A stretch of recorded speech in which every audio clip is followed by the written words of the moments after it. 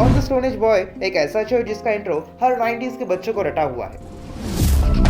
मैं हूँ हमेशा से ही सबका दुलारा, टकराए जो भी मुझसे पल भर में हारा, मुझसे उलझने वालों सोच लो दोबारा, तोते चांद से भी हो। और क्या मैं अकेला हूँ जिससे लगता है कि इस इंट्रो में डॉन का रेफरेंस भी है।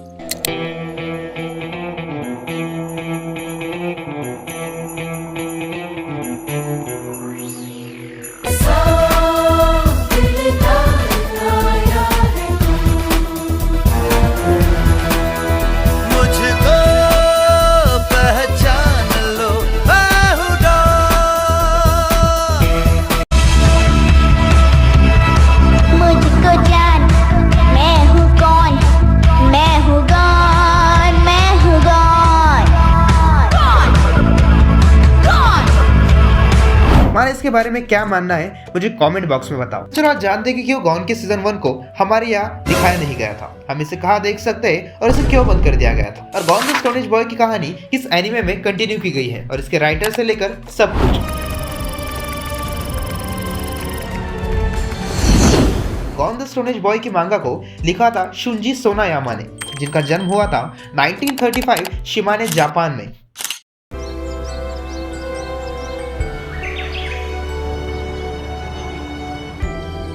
जिन्होंने अपनी पूरी जिंदगी में 4 मांगा लिखे और उनमें से 2 मांगा की अडैप्शन आपने देखी है, जिसके बारे में हम आगे बात करेंगे। तो शुंजी सोनायामा एक दिन ऐसे बैठे हुए थे और सोच रहे थे कि प्री हिस्टोरिक टाइम के लोग किस तरह जीते होंगे। फिर उन्होंने बैठे बैठे कुछ कैरेक्टर्स इमेजिन किए, जैसे कि एक बच्चा जो गंजा है, एक गोरिल्ला और कुछ और कैरेक्टर्स।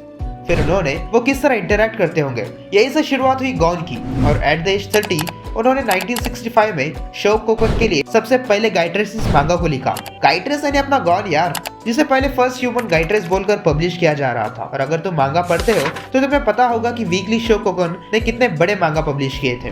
और गाइट्रेस मांगा चली थी 10 साल तक, 1965 से लेकर 1975 तक, और इसी को 1974 को अडॉप्ट किया था। मांगा के एंड होने के 1 साल पहले ही इसकी एनीमे आ गई थी और 77 एपिसोड के साथ मांगा के एंड होने के ठीक 1 साल बाद ही इसे खत्म कर दिया गया था।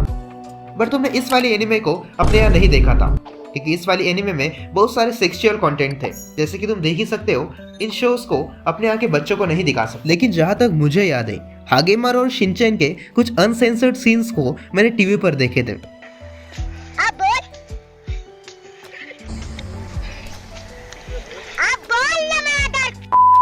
और 1975 में इन्होंने इसकी एक 1 शॉट मांगा लिखी थी, जिसे 1975 में ही अडॉप्ट किया था, और इसे भी हमारे यहाँ रिलीज नहीं किया था।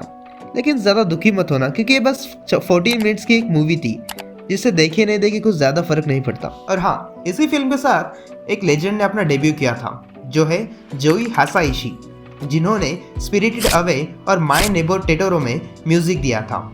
और अब अगर तुम इस मूवी को देखना चाहते हो तो जुगाड़ अपने डिस्क्रिप्शन में मिल जाएगा यार। और हाँ, इसकी एनीमे खत्म होने के 17 साल बाद यानी 18 अप्रैल 1933 में इसकी एक टेलीविजन ड्रामा रिलीज किया गया था, बैक टू दी गाइट्रेस डेज कहकर। बट अच्छा रिस्पॉन्स ना मिलने की वजह से इसके एक एपिसोड के बाद ही बंद कर दिया गया था। लेकिन इसमें एक सैड पॉइंट भी है। इस ड्रामा के रिलीज होने से 3 महीने पहले at the age of 58 Tokyo Japan में शुंजी सोनायामा उनकी डेथ हो गई थी। सो सैड कि वो इस ड्रामे को देख नहीं सकते।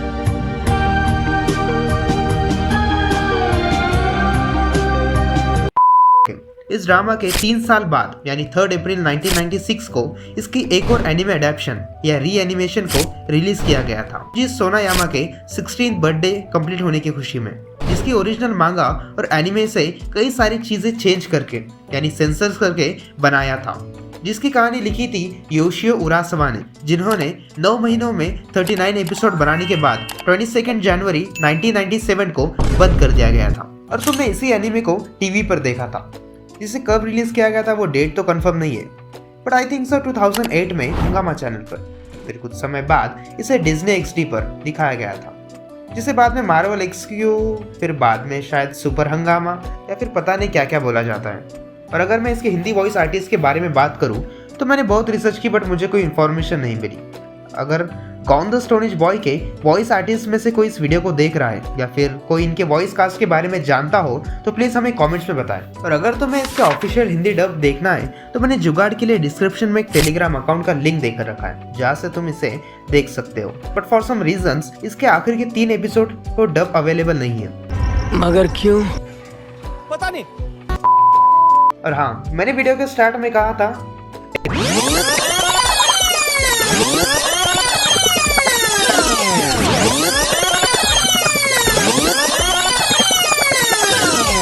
और उनमें से 2 मांगा की अडेप्शन आपने देखी है जिसके बारे में हम आगे बात करेंगे। तो हाँ, वो शो है गाता पीशी।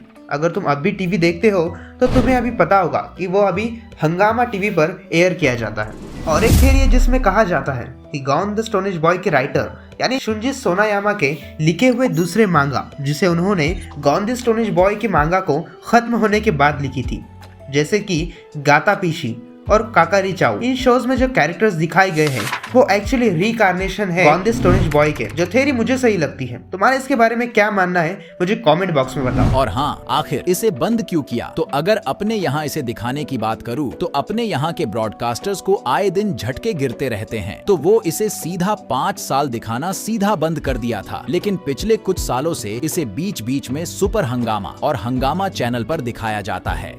और अगर इसके एनीमे की बात करूं तो कोई कंफर्म न्यूज नहीं की इसे क्यों बंद किया। पर अगर तुम मुझसे पूछो तो मुझे ये लगता है कि जरूरी नहीं है कि हर शो के 1000 एपिसोड हो, कहानी को झाड़ा खींचे तो कहानी बोरिंग हो जाती है। और मुझे ऐसा भी नहीं लगता कि राइटर का कोई इरादा होगा कि इसकी कहानी को हमें शिन चान और डोरेमोन की तरह ज्यादा लंबी बनाना है।